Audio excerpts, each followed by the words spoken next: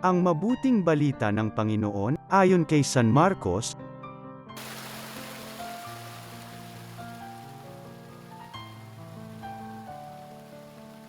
Noong panahong iyon, bumalik si Jesus sa Capernaum, at kumalat ang balitang siya'y nasa kanyang tahanan.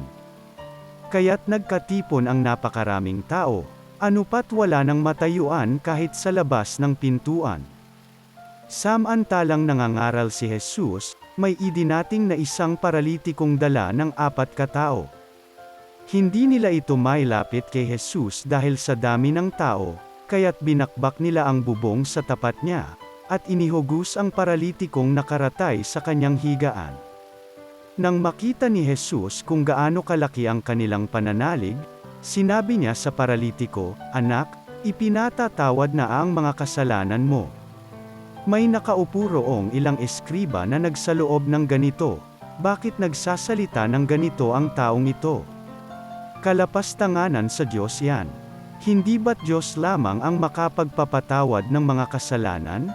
Talus ni Jesus ang kanilang iniisip, kaya't sinabi niya, "Bakit kayo nagsasaloob ng ganyan?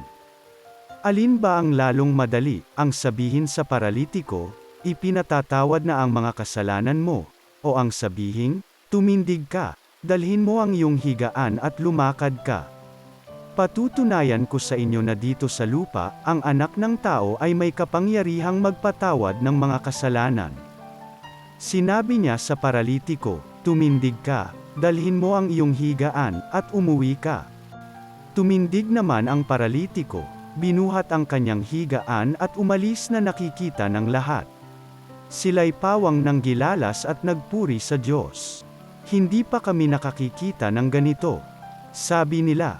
Ang mabuting balita ng Panginoon.